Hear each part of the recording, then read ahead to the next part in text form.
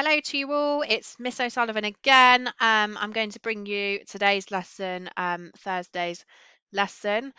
Before I go through what I'd like you to do today, I'm just going to go through the answers to yesterday's work. So I hope you all listened to the song and looked at the lyrics in detail. The first question I asked you to do was, what is the overall message of this song? Now, it's quite subjective, really, what you think the answer is.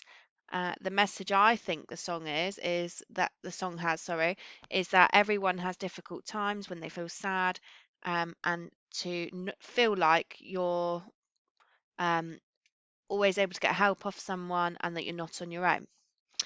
Question two, some lyrics from the song are, if there is a load you have to bear that you can't carry, I'm right up the road.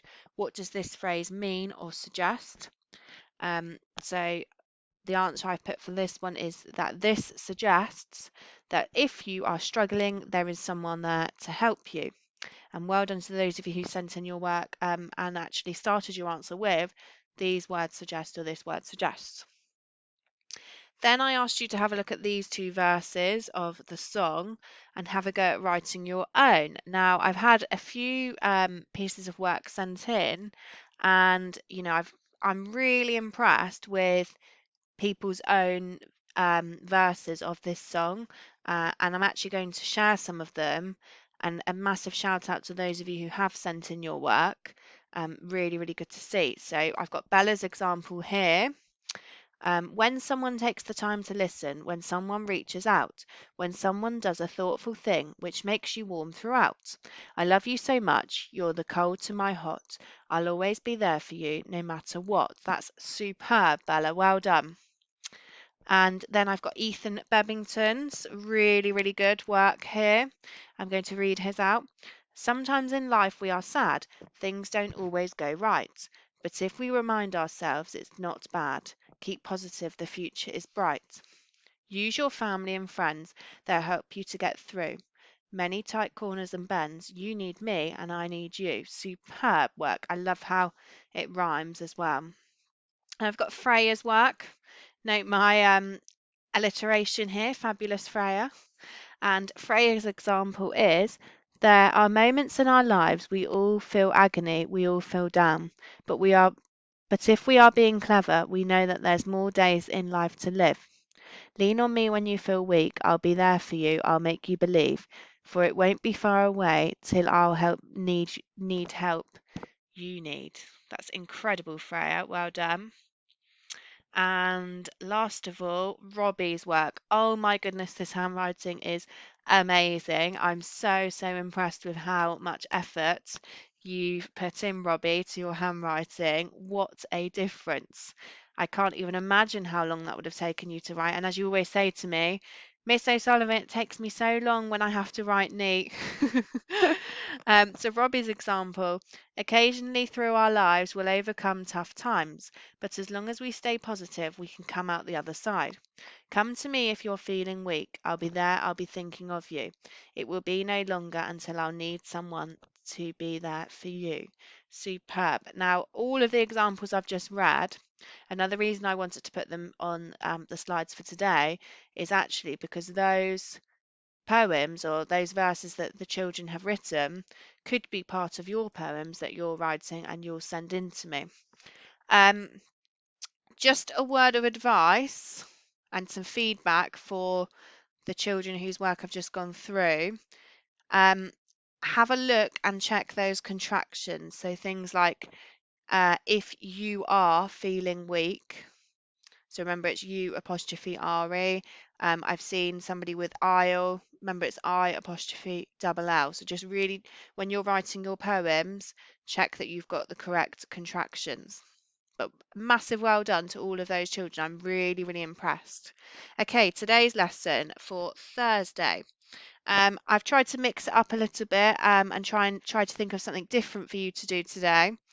Now, I've got a picture here. I'm sure you'll recognize this film. It's one of my favorite films, of course, Toy Story.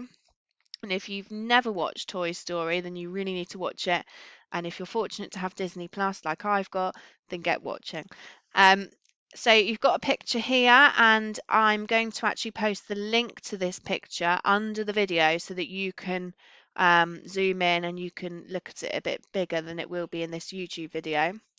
Now, there are lots of things in Andy's room, and of course this is Andy's room because we've got Woody, who's our character, stood here, and there's lots and lots of things in Andy's room. So what I'd like you to do, first of all, and remember inference, if we look at the what, which is to infer, remember inference is what you think, but not what you necessarily know. And lots of us find this reading skill hard because there's no right or wrong answer. And I'm sure you can hear me saying this in class now.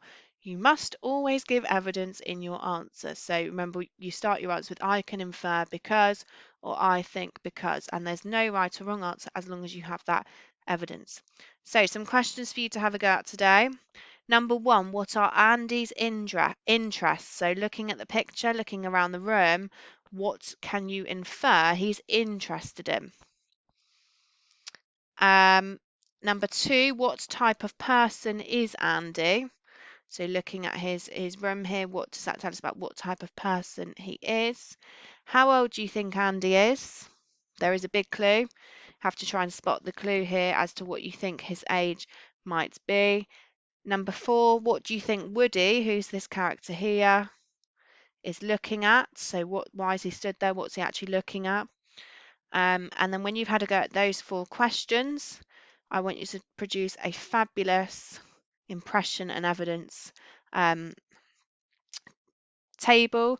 So based on what you can see in the picture, so based on what you can see in this picture here, what is your impression of Andy? So this is his bedroom. What impression do you have of his room? And please give me lots of evidence. So what does that tell us about what he's like as a character? If somebody looks at my bedroom right now, they'd be saying it's very, very clean. Why is it clean? Because I've had lots and lots of time to tidy it up. They're your questions for today. Then I would like you to have a go at for task 2. Write a short character description of Andy based on what you can see in the picture. So if you had to tell somebody what Andy was like as a person, what would you describe him as?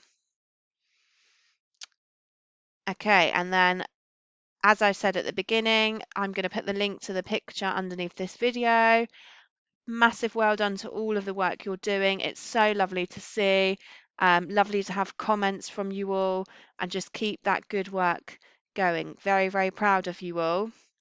Have a good day. As always, we're here if you want support throughout the day, but please make sure you submit your work to us either on eSchools or on Twitter so we can have a look. And hopefully those poems are nearly finished and published. And remember that I'm looking to see those on Friday. Have a great day, all of you. Take care. Bye bye for now.